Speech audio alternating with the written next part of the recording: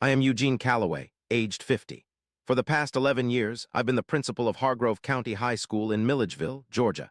I've comforted students during pre-exam anxiety and consoled parents unsure about their child's struggles. I've navigated various crises that can occur within a school setting. However, nothing from my professional experience could have prepared me for the evening in my kitchen on a Tuesday, when my wife and daughter asked me to leave. The most painful aspect wasn't their words. It was believing them when I looked into their eyes. Before I share what transpired that night, let me paint a picture of who I was before then. I was the second son in a small house in Warner Robins, Georgia. My father worked at Robins Air Force Base for 31 years, while my mother taught elementary school. We weren't wealthy, but we were a family that stood by each other. In my childhood, my elder brother Clifford often remarked that our household functioned like a democracy, with one vote per person, except for the double influence of our father's vote. Our laughter at this statement was warm and secure. I've carried this concept into my own life, valuing attendance and commitment. In 1998, I crossed paths with Pamela Durant at an educator's seminar in Macon. She taught 8th grade English at a school situated on the south side of the city. Tall, sharp-witted, she imbued every sentence with importance. The first time she publicly challenged the workshop leader was memorable for me. It wasn't a show of disrespect. Instead, it exuded confidence, as if she knew precisely where boundaries lay and was unafraid to stand on them. We remained together for 2 years before our wedding in June 2001 at a quaint church in Sandersville, her hometown. Her father shed tears during the ceremony. Clifford, my brother, made me the subject of his best man speech by humorously recounting the times I failed my driver's test 3 times. Pamela erupted in laughter so forcefully that her champagne was close to being spilled. Our child Reese joined our family in 2004. I can still recall the sensation of cradling her for the first time in the recovery room at Baldwin County Medical Center, feeling undeserving under her weight. She bore a striking resemblance, having Pamela's dark eyes and my broad forehead, and seemed to possess wisdom beyond her years as she looked up at me. I managed her little league team, drove her to violin lessons for 6 years despite the fact that her only completed piece was a hot cross buns rendition capable of shattering glass.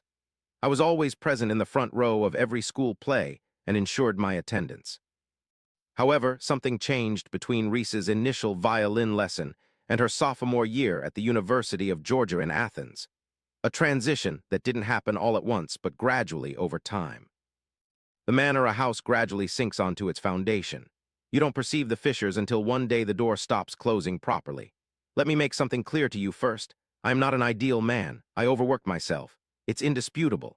As the school board intensified pressure for novel standardized testing regulations and our district's performance was under scrutiny, I was at work by 6 in the morning and left after sunset. I skipped dinners. I missed Pamela's 2 consecutive school awards ceremonies because of board meetings.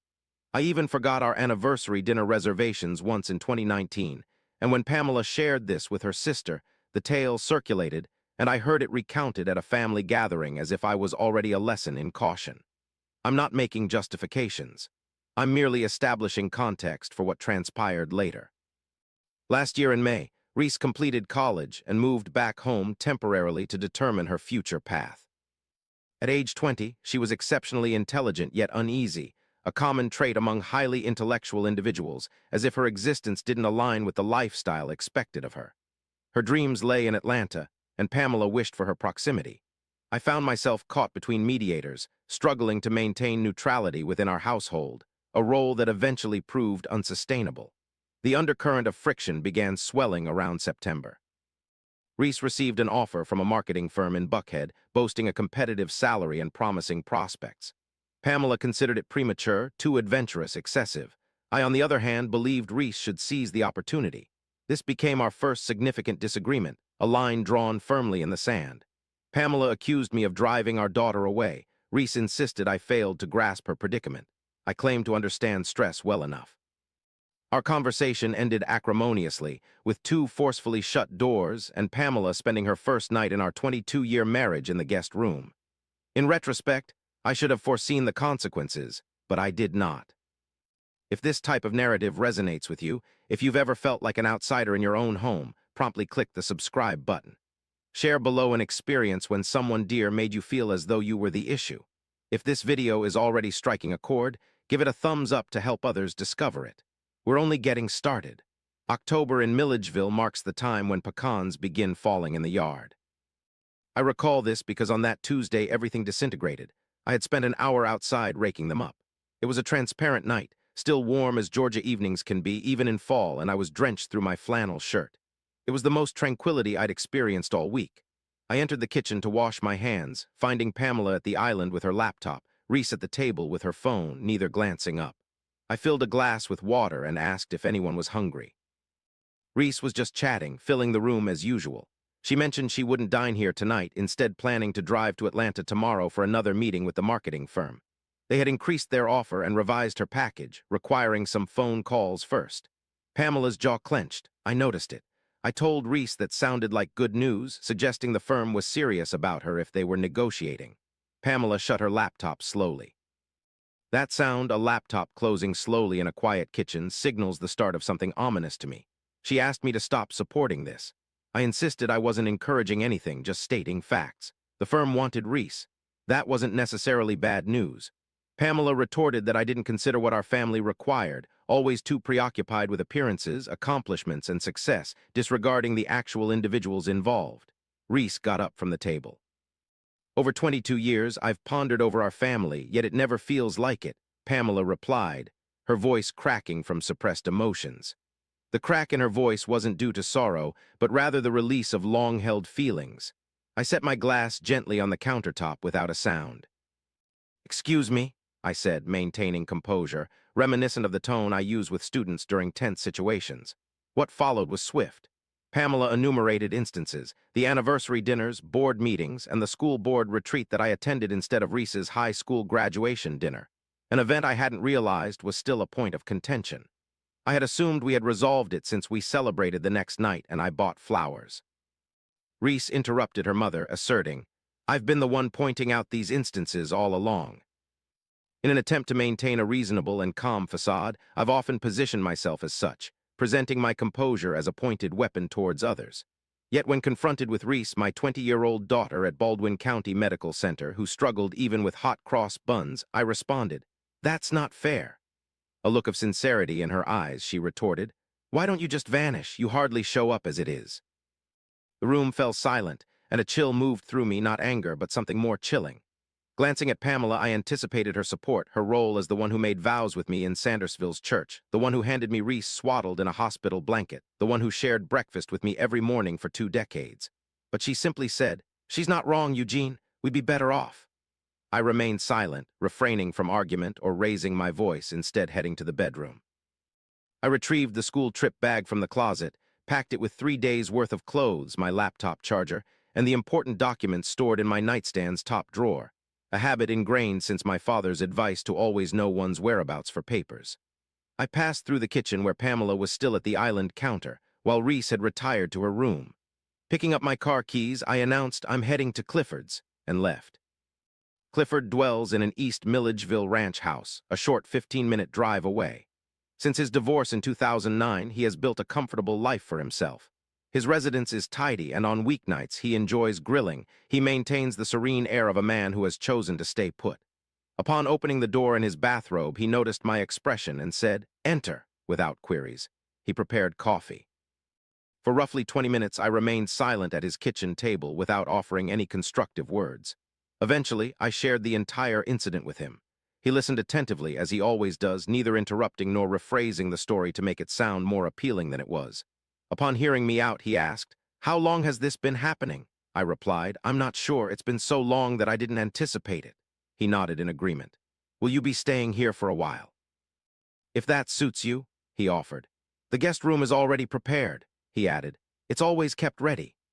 That night, I found myself in Clifford's guest room, gazing at the ceiling for 3 hours, not contemplating what I should have said or plotting my next course of action, but merely dwelling on the realization that 2 individuals who knew me better than anyone else had just instructed me to leave, and it was not my pride that was most affected by this. I realized why they spoke as they did, not due to any inherent wickedness within me. I didn't consider myself wicked, but because I allowed the gap to widen. I let the silence deepen. I was physically present yet mentally absent in all that truly mattered. And at some point during our marriage, Pamela ceased anticipating my awareness, and Reese silently accepted her mother's assessment. This was what kept me awake at night, not the harshness of those words, but the course that led to their use. The following morning, I went to work. This might seem strange, but I had a school to manage and 1,400 students who needed their principal to be there. Being present is crucial even when personal struggles intensify. My closest associate at school is a man named Warren Prout. He instructs APUS history and has been at Hargrove County High for 15 years. Warren, who subtly perceives things without drawing attention, stopped by my office around mid-morning carrying 2 coffee cups. He placed one before me and took a seat opposite my desk. "Do you feel like sharing or shall I guess?" he inquired. I disclosed sufficient information. Not all of it. Warren required only enough details to clarify why I appeared to be a man who had slept only 4 hours in someone else's bed. After a brief pause, he remarked, "Here's an intriguing aspect about the word disappear. The children fleeing from something don't truly vanish. They simply appear elsewhere, often in a more unfavorable location." I glanced at him. "You won't disappear," he said. "Instead, you'll determine what's genuinely damaged. That's different." Since then, I've pondered his words frequently. By the end of my first night at Clifford's, the phone calls began not from Pamela initially. The initial call was from Denise, Pamela's sister residing in Augusta, known for her outspoken nature and tendency to express her opinions unprompted. She left a voicemail stating, "Eugene, I don't know what you did, but Pam is upset. I didn't answer your call." The second call was from Bernadette, my mother-in-law at the age of 81, more alert than many people I've met in their 40s, who simply requested, "Eugene, please call me back so I can hear your explanation."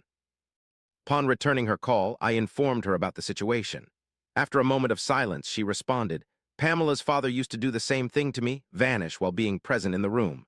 Pam dislikes it in you because she spent her childhood enduring the same feeling towards him. I could only sit with that realization." Over the following day, there were more calls, friends of Pamela, a neighbor who seemed to have been informed about a specific account of events. 6 years after my deceased father-in-law's demise, I couldn't help but ponder Bernadette's words. There was no word from Reese, nor from Pamela for 48 hours. On the third morning, I contacted Harriet Odom, a divorce attorney in Milledgeville with an office on West Hancock Street above the dry cleaning establishment. She had previously crossed my path at a school board fundraiser and another community gathering about rezoning. At 62, Harriet is meticulous, economical with words, and the type of lawyer who never squanders a syllable. I detailed the predicament for her. She advised me to visit her the next day. She requested that I bring any relevant financial documents I possessed. That night, I sat in Clifford's kitchen, contemplating my actions. I recalled Pamela at the kitchen island and Reese at the table with her phone. For 22 years, I reflected on shared breakfasts, disagreements, holidays, and how Pamela would grasp my hand during airplane turbulence, even when she was angry at me for something. I pondered Clifford's query, "How long have things been this way?" The truth was, we had drifted so far apart that we were strangers who knew each other's tales. Contrary to expectations, there was no dramatic event, no explosion, confrontation, or resolution. Instead, the situation unfolded more subtly and perhaps more painfully. On the morning of the 4th day, my phone rang at 6:47 a.m. "Pamela," I answered. There was a brief pause, the kind that signals someone is searching for the right words. She asked, "Where are you staying?" I replied, "At Clifford's." She queried, "Are you returning?" I responded, "I'm undecided at this moment." Another silence followed. She stated, "Reese hasn't exited her room for 2 consecutive days." I replied, "Understood. She's not maintaining a proper diet and has been in tears." I said, "Pamela, it's crucial that you listen to me now. I have deep affection for Reese. I'd brave fire for Reese." However, in our kitchen, she instructed me to vanish, and you supported her. It is essential for both of you to grasp the significance of those words. They carry weight, they bear consequences. I am not fading away. I am firmly stationed where I declared I'd be. Pamela murmured softly, "I comprehend." I announced my intention to contact Harriet Odom today. A momentary silence passed. "A divorce lawyer?" she inquired.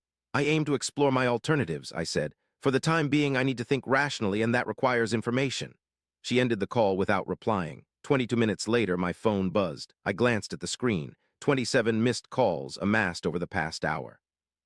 17 times Pamela called back, Denise twice, Reese thrice, Bernadette twice, and an unfamiliar number 3 times, which later turned out to be another call from Pamela via our home's landline, a line I'd forgotten still functioned. In Clifford's kitchen, with my phone clutched in hand, I watched the calls pile up and felt an emotion I hadn't anticipated, not joy, not triumph. Instead, grief, for this was no victory. A man doesn't emerge victorious when his wife and daughter call him 27 times from a home he should be residing in. A man doesn't emerge victorious when the life he constructed finally acknowledges him, only because he chose to leave. As scheduled that morning, I met with Harriet. She sat opposite me, armed with a yellow legal pad and pen, asking me to recount the marriage from its origins. I did so, discussing finances, assets, the house, retirement funds. I answered every question. Upon concluding, she placed her pen down and regarded me. "Mister," she began. "Calloway," she stated, "I can effectively and equitably dissolve this marriage for you. Given your robust financial status, the process should be straightforward." I acknowledged with a nod. "However," she continued, deviating from her usual duties, "there's something else I want to ask you. When you left that house, was it because you desired an end, or were you attempting to illustrate what ending truly meant?" I met her gaze for a prolonged moment. "I haven't decided yet," I admitted truthfully. She responded with a nod. "Your response is reasonable. Return when you have clarified your thoughts." Later that day, I reached out to Reese. She picked up on the second ring, indicating she had been waiting. I greeted her affectionately. "Hello, love." Upon hearing my voice, she started weeping, not like a child yearning for something, but like a person who has spoken an irreversible truth and has been carrying that burden for 4 days. I allowed her to weep. Once the sobs subsided, I said, "I need you to listen carefully. I'm not angry with you, I'm hurt." She admitted they were distinct matters. She apologized, clarified she hadn't intended it, and explained her excessive stress from work, her mother, and feeling obligated to fulfill others' needs. She took it out on me because I was constant, always present. My response was, "I was always here, Reese, that's the point, and yet it wasn't enough." She wept again, and I allowed it. Then she asked, "Are you coming home, Daddy?" A title she hadn't used in approximately 8 years. The power of a word becomes clear when it arrives at the perfect moment. My reply was, "I'm uncertain as of now, but know this, I'm not leaving. You should be aware that, regardless of what transpires between your mother and me, I am your father. That bond doesn't fade." I wish to share our talk at the coffee shop on South Wayne Street, as I believe it holds significant importance in this narrative. We convened at a neutral location. Neither by our deliberate selection, but at a familiar spot we visited countless times where privacy was assured. I arrived first and ordered 2 coffees tailored to our individual tastes, as 22 years of companionship makes such details instinctive. She entered looking exhausted, clearly unrested. She took her seat opposite me, clinging tightly to the coffee cup, silent for a brief moment before speaking. Then she said, "I've been contemplating what Mama shared with you." I replied, "About your father." She nodded in agreement. "After speaking with you, she called me and informed me of the conversation. I remained quiet, merely waiting." "As a child," Pamela continued, "my father would sit in the same room as us but be completely absent. I used to wave my hand before his face just to check if he was present. He never reacted." She paused for a moment. "I vowed never to feel that way again. But then, gradually, over the past few years, I found myself feeling that way once more. Instead of venting my frustrations on you, so did Reese, since she learned it from me." I told her, "You could have warned me, Pamela." She replied, "I did try. You were always preoccupied with reasonableness. It sank in somewhere deep, not because it was unjust, but because it was just enough to cause pain." I said, "I'm unsure if we can mend 2 decades of drifting over a conversation." She retorted, "I'm not asking you to repair it with words. I'm asking you to consider if the effort is worthwhile." I gazed at this woman, my wife for 22 years, the one who laughed at my brother's toast, grabbed my hand on airplanes, and in our kitchen 4 nights ago agreed with our daughter that I should vanish. I said, "I sought out Harriet Odom." Pamela's expression remained unchanged. "I'm aware Denise's neighbor works in the same building." I said, "In a small town." She almost smiled. "I described it as a tiny settlement," I mentioned. "I haven't submitted anything." She acknowledged the same. Let me share with you what unfolded in the subsequent weeks. We initiated therapy sessions. It wasn't due to a sudden resolution, but because Harriet had shared something in her office that lingered in my mind. A man doesn't emerge victorious when his wife and daughter are repeatedly calling him from a place he should be residing. She didn't explicitly say those words, but the essence was implicit in her query.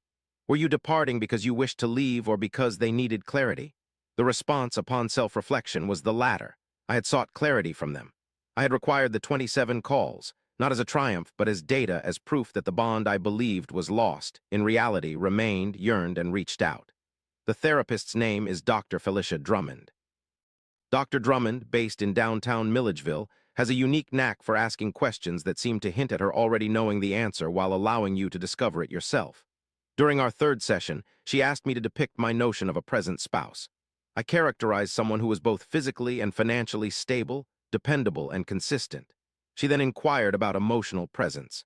I responded by saying I expressed feelings when they mattered. She followed up by asking if whatever was significant to Pamela was always crucial to me simultaneously. Reflecting on the forgotten anniversary dinner, missed graduation dinner, and the morning when Pamela called while at school with a concerning medical test result, I confessed I'd call her back later and did so hours afterwards. No, I admitted. That's the disparity, Dr. Drummond stated succinctly. Not the absence, but the timing. Reese accepted the job in Atlanta. On a November Sunday, I escorted her to an apartment on Peachtree Road, Buckhead. A good neighborhood, robust structure with a doorman who recognized her name swiftly. Her apprehension was masked by excitement as she didn't want her enthusiasm mistaken for nonchalance. After the last box was unloaded, we stood in her barren living room. The Atlanta skyline glimmered through the window, casting a golden hue only November can create. She apologized. "Dad, I'm truly sorry for what I said." I responded, "I understand." "How are you and Mom doing?" I replied. "We're trying to figure it out. I'm not sure yet." She acknowledged, "That's more than many do." She embraced me at the door. I lingered longer than usual, not out of fear, but to confirm my presence, the intent behind our hug. On the day I returned to the house, my brother Clifford made a comment as I loaded my car with bags and books that had amassed over 2 weeks at his place. He stood in the frosty October driveway and said, "Do you know what separates the men who endure from those who don't?" I asked. "What's the difference?" He replied. "The ones who endure ask insightful questions, not about what went wrong, but rather, what can I do differently?" Because the former is merely rehashing the past and casting oneself as a hero, the latter is truly challenging. Throughout my drive home, I pondered his words. In my first week back, Warren posed an intriguing question. Why is the concept of disappearing captivating? He explained that those who flee from something don't actually disappear. They simply appear elsewhere, often in even more unfavorable conditions. Reflecting on everything, the 27 unanswered calls, my sessions with Dr. Drummond, our conversation at the coffee shop, the drive to Atlanta, and my time at Clifford's kitchen table, I've come to realize that I was on the verge of vanishing, not in the literal sense as Reese implied, but I had been absent from truly experiencing life. I wasn't merely present in the building or financially tied with the bank accounts, mortgage, and car insurance, but I was missing in the room, in conversations, in moments that were significant only when they passed. I became a man who was physically present yet mentally absent. It was this absence, not the heated argument or the spoken words, that represented the true crisis. I'm penning this now at our kitchen table in Milledgeville, as early morning brews in Pamela's hands. She is unaware of my writing. Perhaps one day she will find out. Last Tuesday, she sat opposite me at dinner, recounting a humorous incident from her school. Resuming her teaching role last year, something she hadn't done for a decade, seemed to be the perfect fit for her, a fact I should have recognized sooner. A student had inquired whether Shakespeare had ever contemplated creating content for TikTok. She was amused when relaying the story. In that moment, as I observed her laughter, I realized I'm here. I'm truly present. Not because of the 27 phone calls or the fear of losing everything, but because I finally posed Clifford's second question rather than the first one. Instead of dwelling on what went wrong, I considered, what can I actually do differently? My name is Eugene Calloway. I am 50 years old and serve as the principal at Hargrove County High School in Milledgeville, Georgia. I have been married to Pamela for 22 years. Our daughter Reese resides in Atlanta, and we speak every Sunday. My sibling Clifford resides a short 15-minute drive away and continues to brew coffee upon my arrival at his doorstep. Nearly 4 months passed, my daughter confronted me directly, urging me to depart. Her spouse concurred. Without protest, I assembled my belongings. I've since been lodged in Clifford's guest room, contemplating the tougher question. This very morning, my life remains in my possession.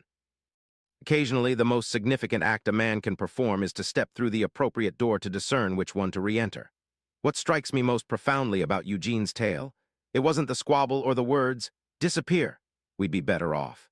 Instead, it's that an honorable man, seemingly present by all outward indications, had vanished from sight to those in close proximity to him. Not a soul spoke up until everything shattered. Therefore, if you find yourself among the audience, having been the silent, dependable one, the one who consistently appears but never quite takes root, don't delay your realization. Don't wait for 27 unreturned calls to grasp the distinction. Those who cherish you should not need your absence to realize they value your presence. Farewell from me. Be mindful of your well-being.